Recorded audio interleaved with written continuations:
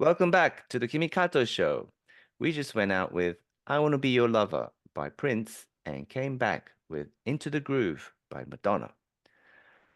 So, lethal, Yes. lethal, lethal, lethal, lethal. I Lethal, keep, lethal, lethal, lethal Lethal weapon. Weapon. yes, Yes. It's a tongue twister. Yeah. yes, it is. So lethal. We just played the two songs that you wanted us to play. Let me tell Yes. me about your stories behind Yes. these songs. So, well, and I think that actually these two, kicking it off with Prince Madonna, is a great way to start off an episode with me because I'm a child of the 80s. When I was in high school, I was one of those Madonna wannabes. Even though I went to a Christian school, there was a fine balance there. But I had all the necklaces and like the bangles, and I was like, and Into the Groove was like one of my favorite songs from Madonna. I love that. With Prince actually I have a much deeper, I want to call it a relationship with Prince, the artist, because he was kind of the first artist when I think I was 12 years old. I heard this song, I want to be your lover, right? And I just heard it and I was just like completely blown away. And I remember I was obsessed with listening to Casey Kasem, Top 40, and I remember him talking about this new guy that was on scene that wrote his own music, and like played 5,000 instruments. And I was just like, who the heck is this guy? And it was just like, it was such a wide, like, my eyes just were like, oh, I was awoke, from listening to him. And then that eventually led to, fast forward to like many years later, in my radio career, I had the opportunity to actually work with Prince, which was one of the highlights of my life. It was just absolutely incredible. It was two times I worked with him. One was for the Diamonds and Pearls album, and then another time it was for the Emancipation album. So he to me has always, there's always been a purple presence in my life. And that continues on in my apartment where I was showing you guys earlier. It's very purple in my apartment. But yeah, I just love Prince. And you're wearing a purple sweater. And you're sitting on I a am actually. leopard skin paisley. How do you call it? What do you call that? Yes, leopard Leopard skin. print, cheetah print, you name Yes, it. cheetah It's the print. jungle. Yes. Did you get to Yes. interview Prince? How did you meet him? One time it was for a TV show called Countdown Groove. I did a Mm-hmm. lot of I'm sure you probably know Ness. So I did a lot of their interviews for international artists. That was the Emancipation album. The one for Diamonds and Pearls was actually a fan event that was held at HMV in Shibuya, which was, for those of you who don't know, it was kind of like a Virgin Records, Virgin Megastore, or like Tower Records in the middle of youth culture capital Shibuya. And it was this really cool place. Still my favorite job I ever did, I think, in my life. And I he think Prince would go came to the top of the to list for me our too. Sorry to interrupt you. I would Prince right at the top right. of my favorite jobs. Totally. Do you still Yeah. Yeah. interview? It was crazy. I don't have an interview from either one, and it makes me really sad. I think someone had taken some pictures of me interviewing and emceeing for the event for the Diamonds and Pearls, I think, but that was like back when we used disposable cameras. So who the heck knows where that is? But it was quite funny because I knew he was in town. I was working at J Wave at that time, doing a radio show Monday through Friday, and the director for that week knew that I loved Prince. He was also a huge Prince fan. And so he said, Lisa, we're going to have like a little Prince special this week. I'm like, yes, And then I went to also, because I did both. I DJ'd at the radio station called J-Wave, Mhm. and then I also DJ'd in an area called Shibuya.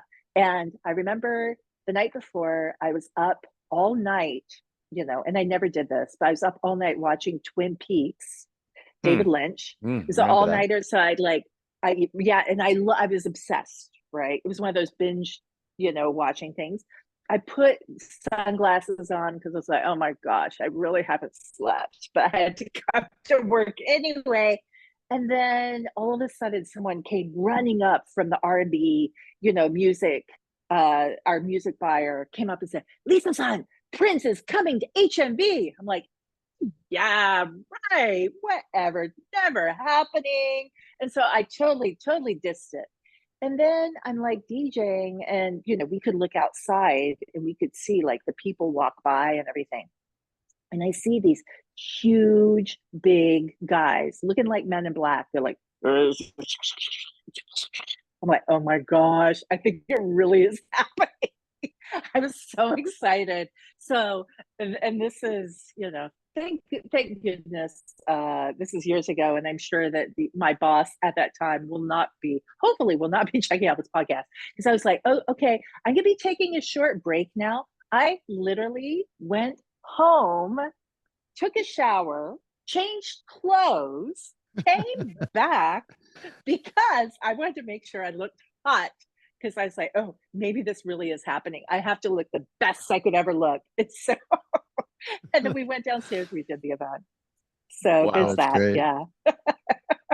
So you were chosen to come onto the show to Prince's fan meeting, I guess, to be Yes. the host, right? Without Yes. without Yeah. being To be told. the MC. Yeah. Like it was one of those things where, do you remember when Mariah Carey had like a documentary, like a lot of she was one of the big ones that was out, but it was like this kind of like, oh, let's do a documentary about that tour, like the Butterfly. I think with Mariah Carey, it was the Butterfly tour. So it was kind of similar to that. And apparently Prince just decided, because this is what he does, right? He's just like, oh yeah, let's do a documentary. And so he just decided, and he actually hired a very good friend of mine who's also a DJ. Her name is Carol Hisasue. She worked at J-Wave for many years, and he hired her production company to do a lot of the, footage and everything while they were in Japan. Yeah, and he wanted to have like a fan event scene, and so we actually created this fan Q&A and autographs and everything, just so he could sit there and be, hello, I'm fabulous, I'm Prince, basically. And were you able to confront Prince without being too excited? You had to be professional. You No, had to I was look super professional. excited. Okay. Yes, I mean, I was kind of cool. I was like, hey, what's up? Basically inside I was like, oh my god. But also, he was so small and petite, and it was really I was like, can you like go over there a little bit further? Like, you're much more feminine than I am, leave me alone. And then his eyelashes was so funny, because I would look at him, I would ask him a question, and I'd look at him, he'd go, yeah, or like, it was just really like bat, like his eyelashes were so long and gorgeous. I was like, what is up with you? Oh my gosh. But yeah, I was fangirling the whole time. I don't think I was actually cool at all, probably. I'm sure you were cool. How could you not be cool? Do you still have the sunglasses on from being up all night?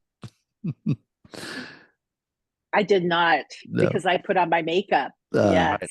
He had Took a shower. sunglasses on, because that's what he does. Exactly. And I took a shower. I'm like, hello, I'm back, everyone.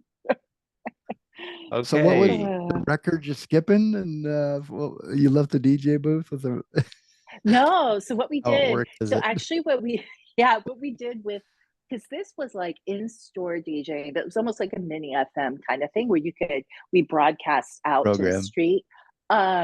Yeah, and we just put it, so when we're gone on, you know, breaks, we would just put it in like a multi-CD.